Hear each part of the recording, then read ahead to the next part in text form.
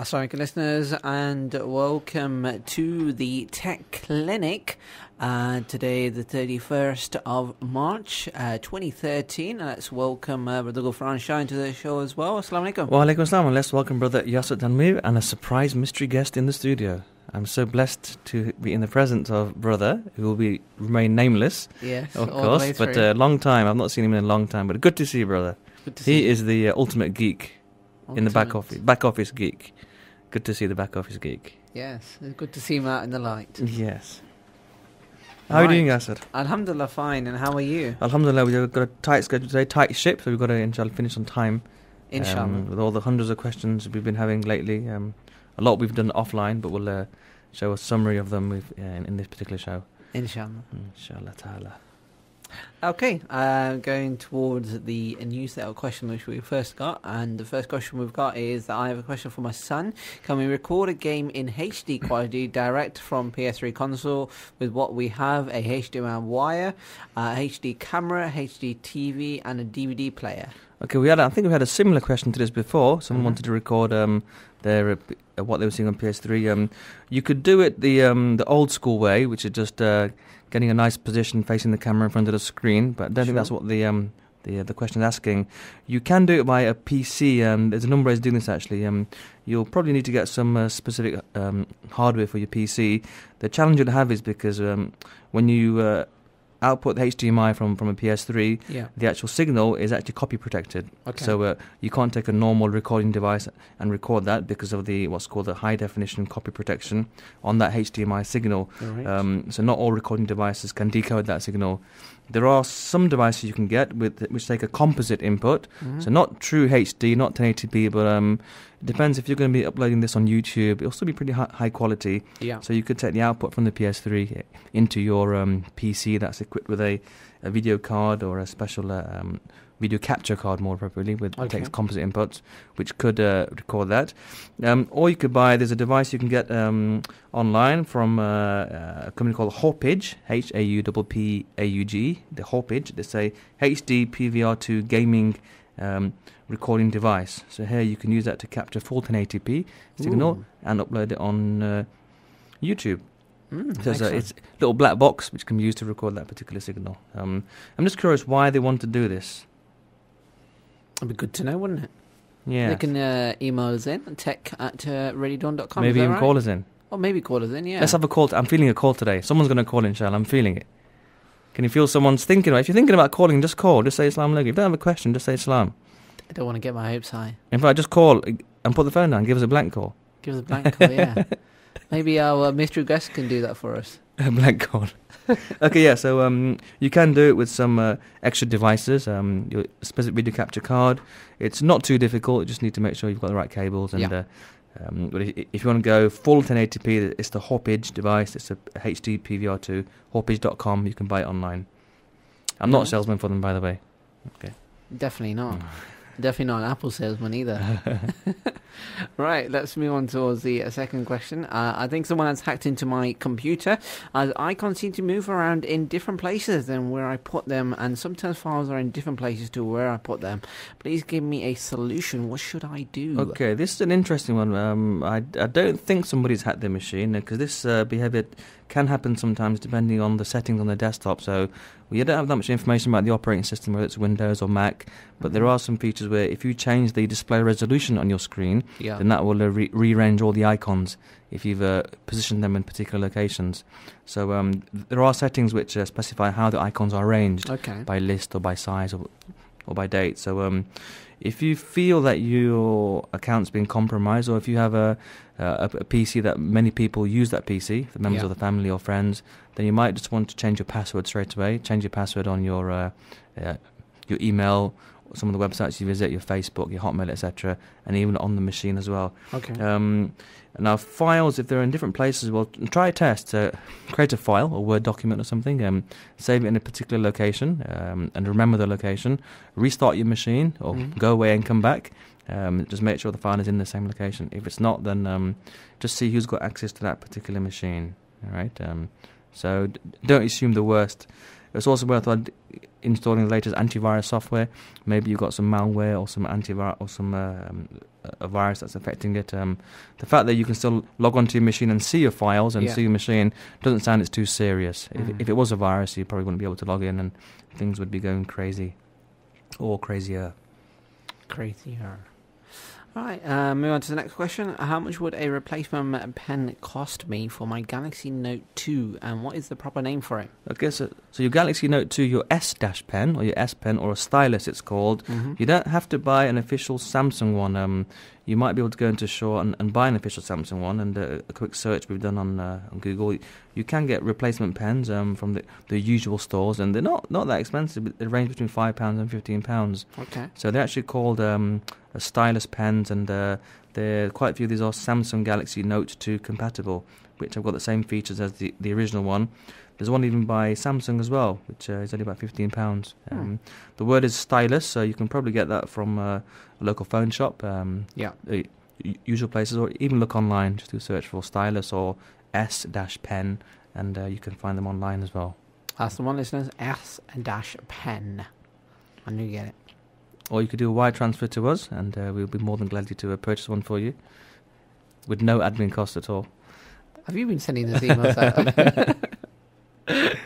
Right, moving on to the final question that we have. When will the Android version Key Lime Pie be coming out, and what new features will it bring? Okay, Key Lime Pie, another interesting code name for the next version of Android.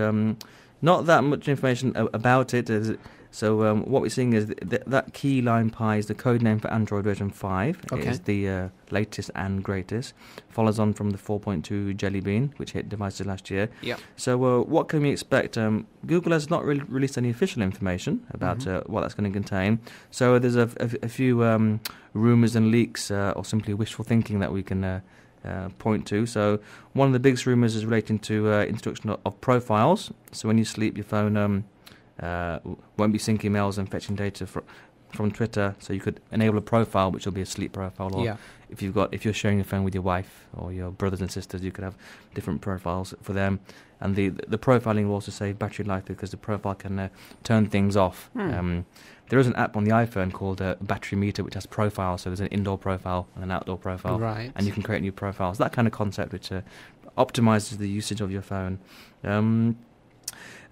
One more rumour, you can demo apps and games on Google Play before downloading them. Again, interesting one. So what else can we do?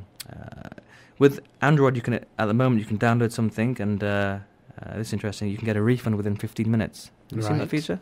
That's quite cool. Myself, I've used it. So you can test a game or software out before actually continuing to use it. Which so that's what you can do currently? Yeah. So what's coming with that? An extension of that, so maybe they can have it for different types of things you can download on different devices as well. Maybe more than 15 minutes, because some things may take more than 15 minutes to install. Okay, so if there's a really powerful piece of software you're downloading, then you'll have more of an extension there. Like a full Office suite or a big huge game or something. Sure. Also looking at tight integration with Facebook, Twitter, the usual improved home screen and screen customization. So need to keep an eye out on Google's website and the official announcement. Timelines are saying around May. There's a big event, the Google I.O. in May. So they'll probably, I'm not sure, they might announce it there. Yeah.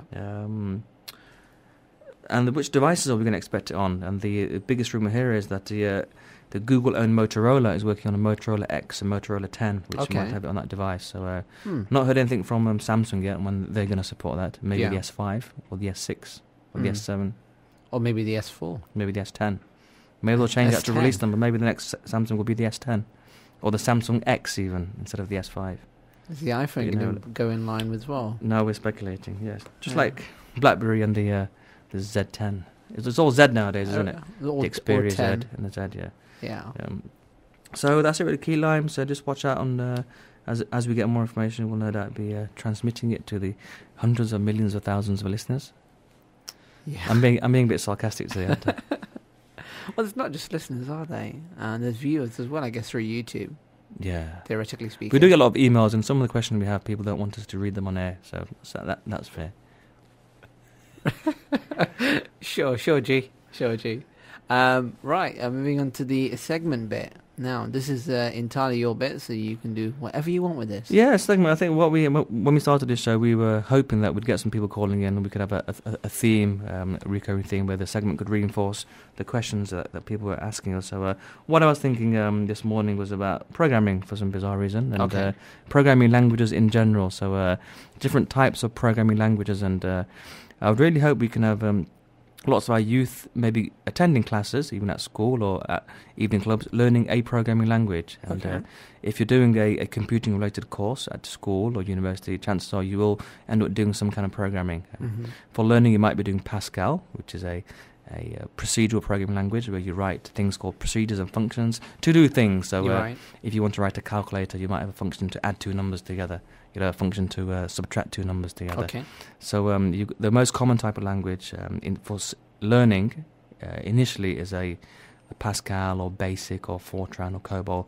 Right. COBOL's been around for many, many years, and a lot of the environments like banks have big things called mainframes, massive machines where they've got lots of code there, which is written in COBOL. And COBOL is a very old programming language.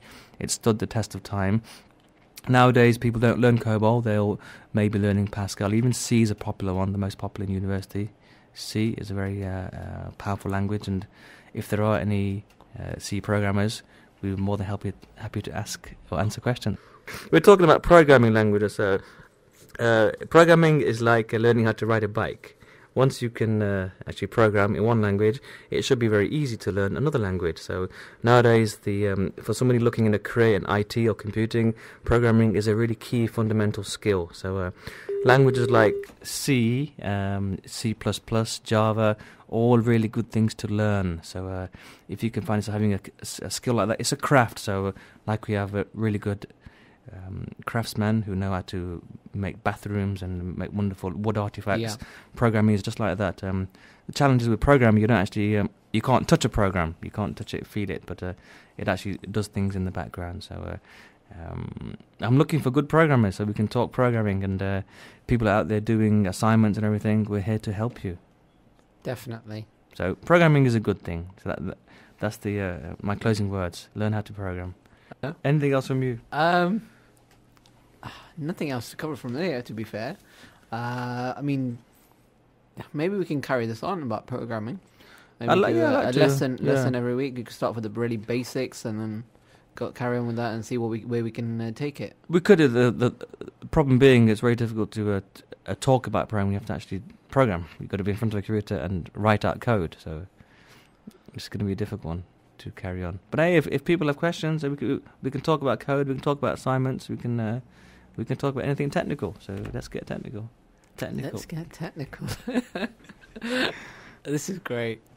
I don't have anything else to say. Do you? That's a first. Yasar has nothing to say. Alhamdulillah, it's been all good. It's our guest. We're all in awe that we've got this wonderful super guest. Yeah, it's going to be Ramadan soon.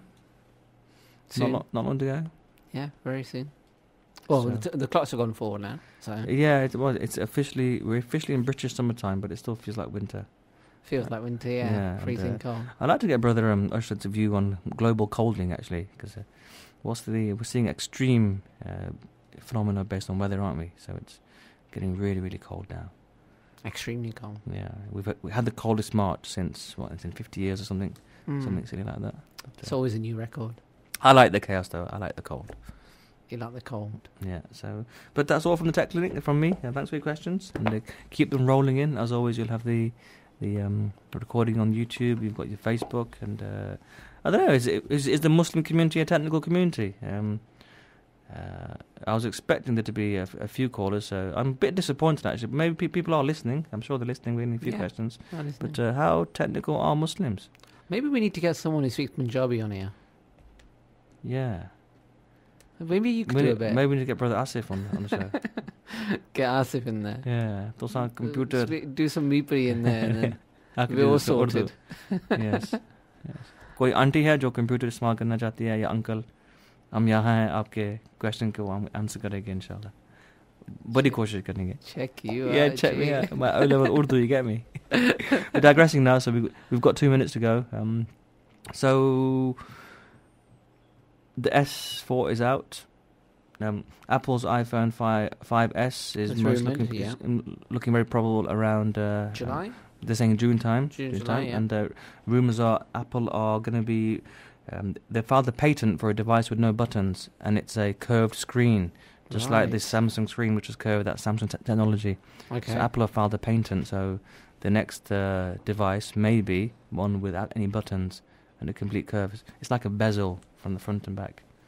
Very interesting. Without a button. Yeah, and other big thing from Apple this year will be the Apple TV. Rumours are they're very close to announcing a TV set with an integrated Apple TV.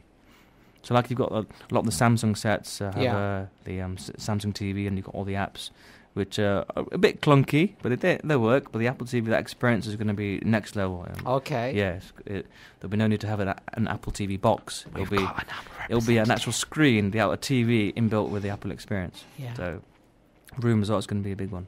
Okay, Mr. Apple. No, I'm not Mr. Apple. Mr. Orange. Mr. Orange? I like oranges. I was going to say Banana Man then. So that's Assalamu alaikum from Yasar? Yeah, and Assalamu alaikum from Ghufran. That's it. That's it. Till the next time. Assalamu alaikum. You are listening to Dawn FM.